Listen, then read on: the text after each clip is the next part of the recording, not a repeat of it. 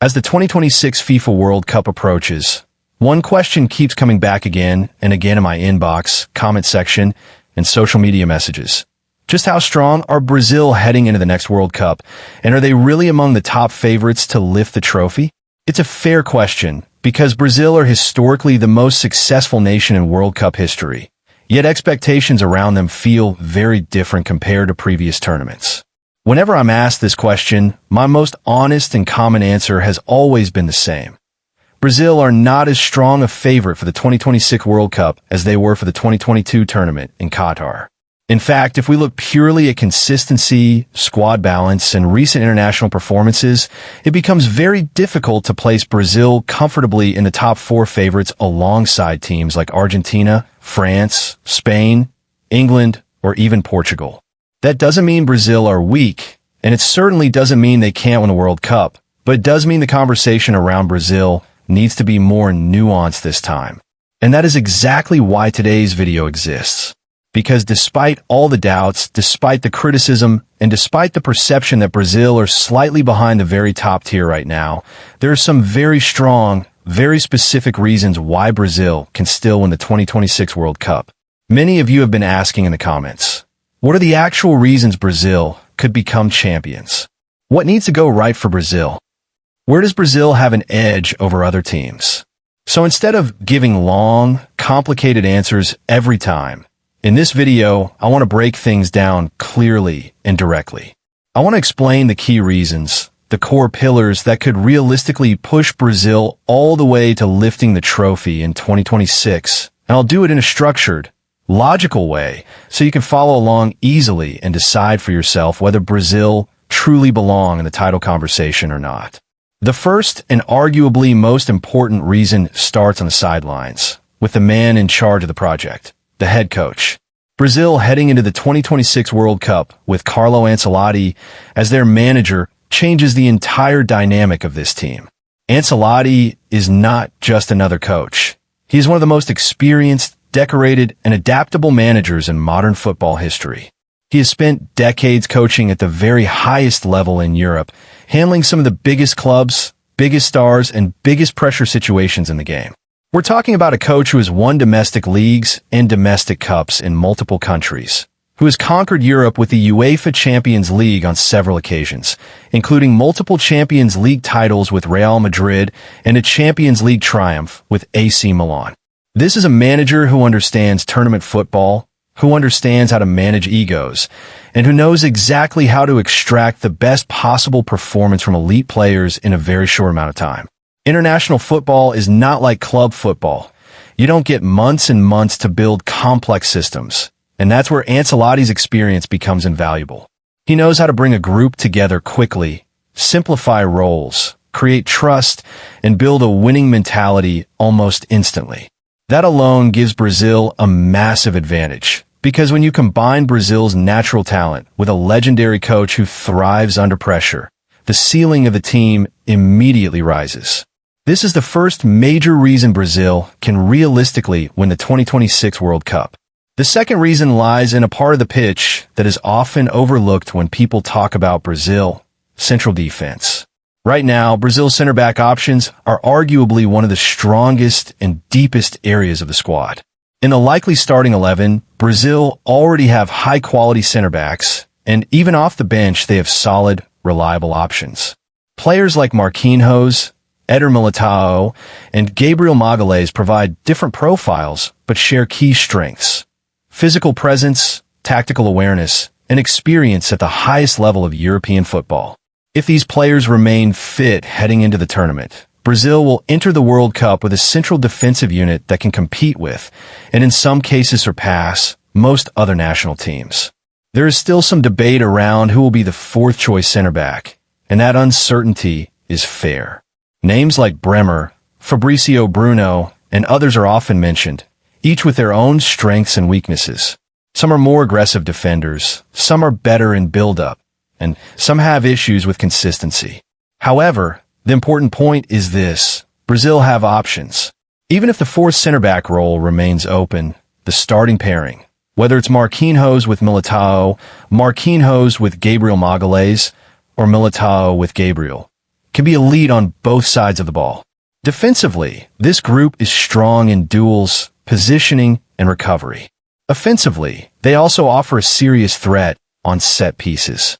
Gabriel Magalhaes, in particular, has shown time and again at club level how dangerous he can be in the opponent's box, especially from corners and free kicks, using his aerial ability to score crucial goals.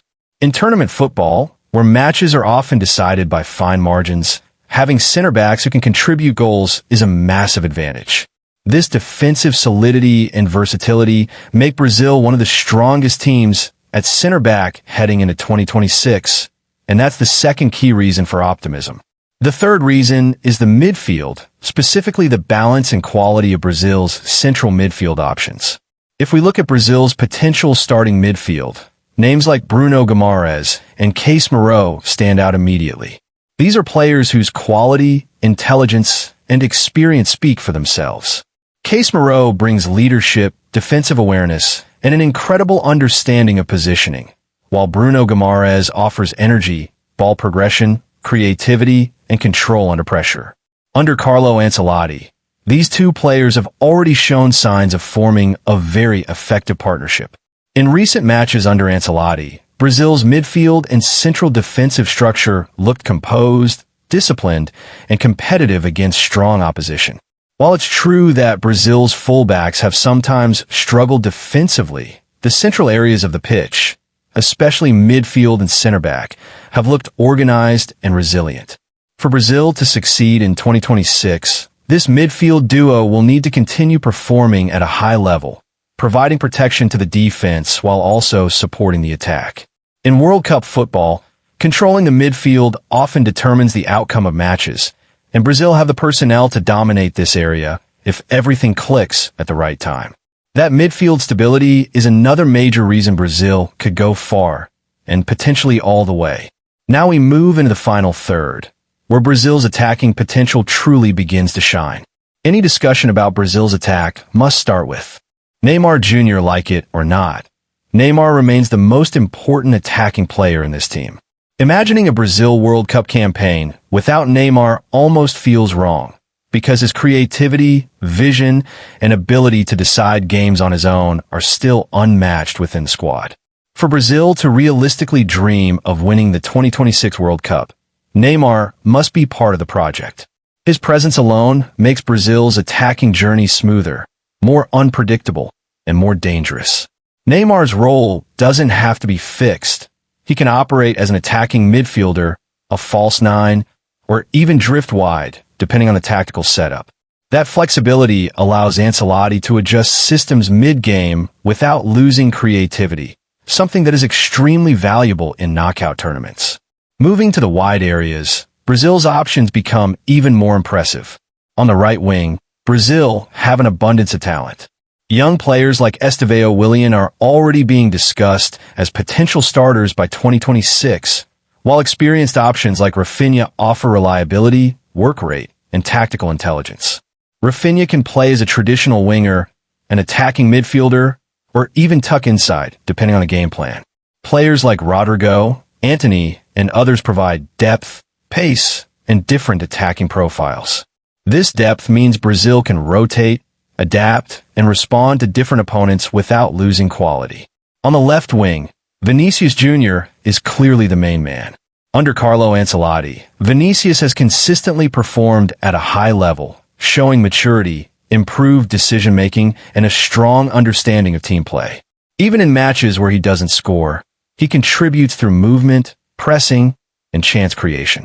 Ancelotti's trust in Vinicius is obvious, and it's likely that he will build much of Brazil's attacking structure around him. Vinicius has the potential to be one of the standout players of the entire 2026 World Cup if he continues developing tactically and mentally. As for depth on the left, players like Gabriel Martinelli provide excellent backup options, offering speed, directness, and intensity off the bench. Martinelli may not yet be a guaranteed starter, but as a substitute he could be devastating against tired defenses. When you put all these elements together, a legendary coach who knows how to win, a strong and versatile central defense, a balanced and experienced midfield, and an attacking unit filled with creativity, depth, and match winners, it becomes clear why Brazil cannot be written off of the 2026 World Cup. Of course, Brazil still have weaknesses, and there are areas where they can struggle, particularly in defensive transitions and fullback positions. But those concerns deserve a separate, detailed discussion, and we'll cover them in another video. Today's focus was simple: to highlight the reasons for hope, the reasons why Brazil can still dream of lifting the trophy in 2026. If Carlo Ancelotti can successfully unite these players, define their roles clearly, and get them peaking at the right moment, Brazil absolutely have what it takes to win the World Cup. Now I want to hear from you. Do you believe Brazil can win the 2026 World Cup? Which area of the team do you trust the most, and which area worries you the most? Let me know your thoughts in the comments below, and thank you for watching.